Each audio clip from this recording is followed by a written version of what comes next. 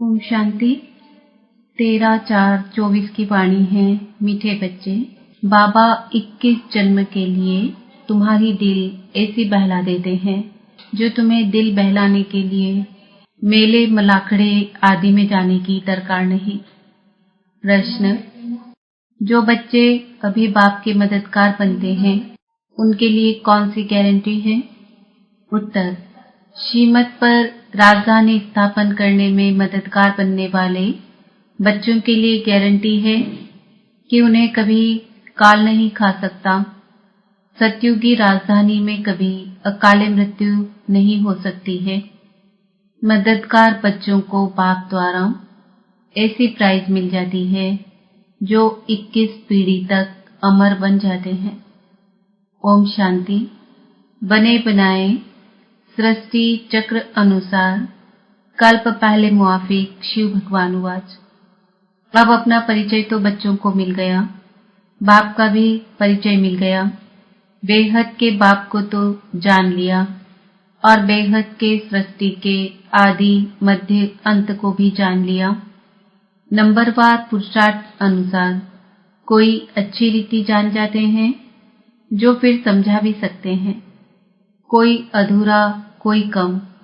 जैसे लड़ाई में भी कोई कमांडर चीफ, कोई कैप्टन, कोई क्या बनते हैं। राजाई की माला में भी कोई साहूकार प्रजा, कोई गरीब प्रजा नंबरवार है। बच्चे जानते हैं बरोबर हम खुद श्रीमत पर सृष्टि पर श्रेष्ठ राजधानी स्थापन कर रहे हैं। जितनी जितनी जो मेहनत करते हैं उतनी उतनी बाप से प्राइज मिलती है। आजकल शांति के लिए राय देने वालों को भी प्राइज मिलती है। तुम बच्चों को भी प्राइज मिलती है, वह उनको नहीं मिल सकती। उनको हर चीज अल्पकाल के लिए मिलती है। तुम बाप की श्रीमत पर अपनी राजधानी स्थापन कर रहे हो, सो भी 21 जन्म 21 पीढ़ी के लिए गारंटी है। वहां बचपन व जवानी में काल खाता नहीं। यह भी जानते हो न मन न चित्त था। हम ऐसे स्थान पर आकर बैठे हैं जहां तुम्हारा यादगार भी खड़ा है, जहां 5000 वर्ष पहले भी सर्विस की थी। देलवाड़ा मंदिर, अचल घर, गुरु शिखर है। सतगुरु भी ऊंचे ते ऊंच तुमको मिला है जिसका यादगार बनाया हुआ है। अचल घर का भी राज तुम समझ गए हो। वह हुई घर की महिमा। तुम ऊंचते ऊंच पद पाते हो अपने पुरुषार्थ से। यह है वंडरफुल तुम्हारा जड़ यादगार। वहां ही तुम चैतन्य में आकर बैठे हो। यह सब है रूहानी कारोबार जो कल्प पहले चली थी। उनका पूरा यादगार यहाँ है। नंबर 1 यादगार है। जैसे कोई बड़ा इम्तिहान पास करते हैं तो उनके अंदर खुशी रौनक आ जाती है। फर्नीचर पहर वाइज कितनी अच्छी रखते हैं। तुम तो विश्व के मालिक बनते हो। तुम्हारे से कोई भेंट कर नहीं सकता। यह भी स्कूल है। पढ़ाने वाले को भी तुम जान गए हो। भगवान उवाच। भक्ति मार्ग में जिसको याद करते हो, पूजा करते हो, कुछ भी पता नहीं पड़ता। बाप ही सम्मुख आकर सब राज समझाते हैं क्योंकि यह यादगार सब तुम्हारे पिछाड़ी की अवस्था के हैं। अभी रिजल्ट नहीं निकली है। जब तुम्हारी अवस्था संपूर्ण बन जाती है उनका फिर भक्ति मार्ग में यादगार बनता है। जैसे रक्षाबंधन का यादगार होता है। जब पूरी पक्की राखी बांध हम अपना राज्य भाग्य ले लेते हैं तब फिर यादगार नहीं मनाते हैं। इस समय तुमको सभी मंत्रों का अर्थ समझाया है। ओम का अर्थ समझाया है। ओम का अर्थ कोई लंबा नहीं है। ओम का अर्थ है अहम आत्मा मम शरीर। अज्ञान काल में भी तुम देह अभिमान में रहते हो तो अपने को शरीर समझते हो। दिन प्रतिदिन भक्ति मार्ग नीचे गिरता जाता है, तमो प्रधान बनता जाता है। हर चीज पहले सतो प्रधान होती है। भक्ति भी पहले सत्व प्रधान थी। जब एक सत शिव बाबा को याद करते थे भी बहुत थोड़े। दिन प्रतिदिन वृद्धि बहुत होनी है। विलायत में जास्ती बच्चे पैदा करते हैं तो उनको इनाम मिलता है। बाप कहते हैं काम महाशत्रु है। सृष्टि की बहुत वृद्धि हो चुकी है, अब पवित्र बनो। तुम बच्चे सृष्टि के आदि मध्य अंत को अब बाप द्वारा जान चुके हो। सतयुग में भक्ति का नाम निशान नहीं है। अभी तो कितनी धूमधाम है, मेले मलाखड़े बहुत लगते हैं। जो मनुष्य जाकर दिल को बहलाए, तुम्हारा दिल तो बाप आकर बहलाते हैं 21 जन्मों के लिए, जो तुम सदैव बहलते रहते हो। तुमको कभी मेले आदि में जाने का ख्याल भी नहीं आएगा। कहाँ भी मनुष्य जाते हैं सुख के लिए, तुमको कहाँ पहाड़ों पर जाने की दरकार नहीं। यहाँ देखो कैसे मनुष्य मरते हैं। मनुष्य तो सतयुग कलयुग स्वर्ग नर्क को भी नहीं जानते।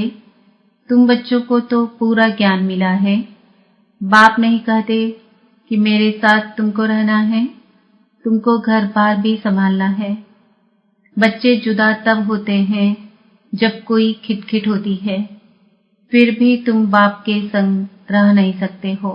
सब सतो प्रधान बन नहीं सकते। कोई सतो, कोई रजो, कोई तमो अवस्था में भी है। सब इकट्ठे नहीं रह सकेंगे। यह राजधानी बन रही है। जो जितना जितना बाप को याद करेंगे उस अनुसार राजधानी में पद पाएंगे। मुख्य बात है ही बाप को याद करने की। बाप स्वयं बेड ड्रिल सिखलाते हैं। यह है डेड साइलेंस। तुम यहाँ जो कुछ देखते हो उनको देखना नहीं है, देह सहित सबका त्याग करना है। तुम क्या देखते हो? एक तो अपने घर को और पढ़ाई अनुसार जो पद पाते हो, उस सतयुगी राजाई को भी तुम ही जानते हो। जब सतयुग है तो त्रेता नहीं, त्रेता है तो द्वापर नहीं, द्वापर है तो कलयुग नहीं। अब कलयुग भी है, संगम युग भी है। भल तुम बैठे पुरानी दुनिया में हो, परंतु बुद्धि से समझते हो हम संगम युगी हैं। संगम युग किसको कहा जाता है यह भी तुम जानते हो। पुरुषोत्तम वर्ष, पुरुषोत्तम मास, पुरुषोत्तम दिन भी इस पुरुषोत्तम संगम पर ही होता है। पुरुषोत्तम बनने की घड़ी भी इस पुरुषोत्तम युग में ही है। यह बहुत छोटा लीप युग है। तुम लोग बाजोली खेलते हो जिससे तुम स्वर्ग में जाते हो। बाबा ने देखा है कैसे साधु लोग अथवा कोई बाजोली खेलते खेलते यात्रा पर जाते हैं, बड़ी कठिनाई उठाते हैं। अब इसमें कठिनाई की बात नहीं, यह है योग बल की बातें। क्या याद किया था तुम बच्चों को कठिन लगती है? नाम तो बहुत सहज रखा है, कहाँ सुनकर डर न जाए। कहते हैं बाबा हम योग में रह नहीं सकते। बाबा फिर हल्का कर देते हैं, यह है बाप की याद। याद तो सब चीजों को किया जाता है। बाप कहते हैं अपने को आत्मा समझो। तुम बच्चे हो ना, यह तुम्हारा बाप भी है, माशूक भी है। सब आशिक उनको याद करते हैं। एक बाप अक्षर भी काफी है। भक्ति मार्ग में तुम मित्र संबंधियों को याद करते फिर भी है प्रभु, हे ईश्वर जरूर कहते हो। सिर्फ पता नहीं कि वह क्या चीज है। आत्माओं का बाप तो परमात्मा है, इस शरीर का बाप तो देहधारी है।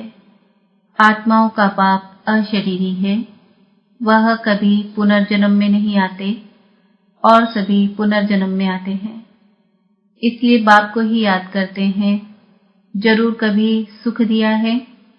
उनको कहा जाता है दुख हरता, सुख करता, परंतु उनके नाम रूप देश काल को नहीं जानते हैं। जितने मनुष्य उतनी बातें, अनेक मत हो गई है।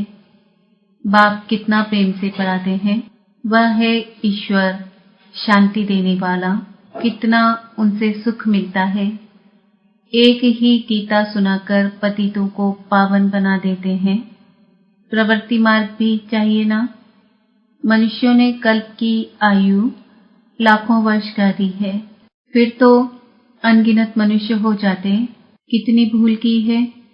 यह नॉलेज तुमको अभी मिलती है, फिर प्रायः लोप हो जाती है। चित्र तो है जिनकी पूजा होती है, परंतु अपने को देवता धर्म का समझते नहीं है। जो जिनकी पूजा करते हैं वह उस धर्म के हैं ना। यह समझ नहीं सकते कि हम आदि सनातन देवी देवता धर्म के हैं, उनकी ही वंशावली है। यह बाप ही समझाते हैं। बाप कहते हैं तुम पावन थे, फिर तमो प्रधान बन पड़े हो, अब पावन सतो प्रधान बनना है। क्या गंगा स्नान से बनेंगे? पतित पावन तो बाप है, वह जब आकर रास्ता बताए तब तो पावन बने। पुकारते रहते हैं परंतु जानते कुछ भी नहीं। आत्मा पुकारती है ऑर्गन्स द्वारा कि है पतित पावन बाबा, हमको आकर पावन बनाओ। सब पतित हैं, काम चिता पर जलते रहते हैं। यह खेल ही ऐसा बना हुआ है, फिर बाप आकर सबको पावन बना देते हैं। यह बाप संगम पर ही समझाते हैं। सतयुग में होता है एक धर्म, बाकी सब वापस चले जाते हैं। तुम ड्रामा को समझ गए हो, जो और कोई नहीं जानते हैं। इस रचना का आदि मध्य अंत क्या है, ड्यूरेशन कितना है, यह तुम ही जानते हो। वह सब है शूद्र, तुम हो ब्राह्मण, तुम भी जानते हो। नंबरवार पुरुषार्थ अनुसार कोई गफलत करते हैं तो उनके रजिस्टर से दिखाई पड़ता है कि पढ़ाई कम की है। कैरेक्टर्स का रजिस्टर होता है, यहाँ भी रजिस्टर होना चाहिए। यह है याद की यात्रा, जिसका कोई को भी पता नहीं है। सबसे मुख्य सब्जेक्ट है याद की यात्रा। अपने को आत्मा समझ बाप को याद करना है। आत्मा मुख से कहती है हम एक शरीर छोड़ दूसरा लेते हैं। यह सब बातें ये ब्रह्मा बाबा नहीं समझाते हैं, परंतु ज्ञान सागर परम पिता परमात्मा इस रथ में बैठकर सुनाते हैं। कहा जाता है गौमुख। मंदिर भी यहाँ बना हुआ है जहाँ तुम बैठे हो। जैसे तुम्हारी सीढ़ी है वैसे वहाँ भी सीढ़ी है। तुमको चढ़ने में थकावट नहीं होती है। तुम यहाँ आए हो बाप से पढ़कर रिफ्रेश होने के लिए। वहाँ गोरख धंधा बहुत रहता है, शांति से सुन भी नहीं सकेंगे। संकल्प चलता रहेगा, कोई देख न ले, जल्दी घर जाऊं, कितना चिंता रहता है। यहाँ कोई भी ओना नहीं, जैसे हॉस्टल में रहते हैं। यहाँ ईश्वरी परिवार है। शांति धाम में भाई भाई रहते हैं, यहाँ है भाई बहन, क्योंकि यहाँ पाठ बजाना है तो भाई बहन चाहिए। सतयुग में भी तुम ही आपस में भाई बहन थे। उनको कहा जाता है अद्वैत राजधानी। वहाँ लड़ाई झगड़ा कुछ भी नहीं होता। तुम बच्चों को पूरी नॉलेज मिली है कि हम 84 जन्म लेते हैं। जिसने जास्ती भक्ति की है उनका हिसाब भी बाप ने बताया है। तुम ही शिव की अव्यभिचारी भक्ति करना शुरू करते हो, फिर वृद्धि होती जाती है। वह है सब भक्ति। ज्ञान तो एक ही होता है। तुम जानते हो, हमको शिव बाबा पढ़ाते हैं। यह ब्रह्मा तो कुछ भी नहीं जानते थे। जो ग्रेट ग्रेट ग्रैंडफादर था वह इस समय यह बने हैं, फिर मालिक बनते हैं तत्वों। एक तो मालिक नहीं बनेंगे ना। तुम भी पुरुषार्थ करते हो। यह है बेहद का स्कूल। इसकी ब्रांचेस ढेर होंगी, गली गली घर घर में हो जाएंगी। कहते हैं हमने अपने घर में चित्र रखे हैं, मित्र संबंधी आदि आते हैं तो उनको समझाते हैं। जो इस झाड़ के पत्ते होंगे वह आ जाएंगे। उन्हों के कल्याण के लिए तुम करते हो। चित्रों पर समझाना सहज होगा। शास्त्र तो ढेर पड़े हैं, अब सब भूलने हैं। बाप है पढ़ाने वाला, वही सच्चा ज्ञान सुनाते हैं। अच्छा, मीठे मीठे सिकिलदे बच्चों प्रति माता पिता बाप दादा का याद प्यार, गुड मॉर्निंग, नमस्ते, ओम शांति। धारणा के लिए मुख्य सार, डेड साइलेंस की ड्रिल करने के लिए यहाँ जो कुछ इन आंखों से दिखाई देता है उसे नहीं देखना है। देह सहित बुद्धि से सबका त्याग कर अपने घर और राज्य की स्मृति में रहना है। अपने कैरेक्टर्स का रजिस्टर रखना है। पढ़ाई में कोई गफलत नहीं करनी है। इस पुरुषोत्तम संगम युग पर पुरुषोत्तम बनना और बनाना है। वरदान, सदा सर्व प्राप्तियों से भरपूर रहने वाले हर्षित मुख, हर्षित चित भव। जब भी कोई देवी या देवता की मूर्ति बनाते हैं तो उसमें चेहरा सदा हर्षित दिखाते हैं, तो आपके इस समय के हर्षित मुख रहने का यादगार चित्रों में भी दिखाते हैं। हर्षित मुख अर्थात सदा सर्व प्राप्तियों से भरपूर। जो भरपूर होता है वही हर्षित रह सकता है। अगर कोई भी अप्राप्ति होगी तो हर्षित नहीं रहेंगे। कोई कितना भी हर्षित रहने की कोशिश करे, बाहर से हंसेंगे लेकिन दिल से नहीं। आप तो दिल से मुस्कुराते हो क्योंकि सर्व प्राप्तियों से भरपूर हर्षित चित है। स्लोगन, पास विद ऑनर बनना है तो हर खजाने का जमा खाता भरपूर हो। ओम शांति। आज का सुमन है, मैं आत्मा हर्षित मुक्त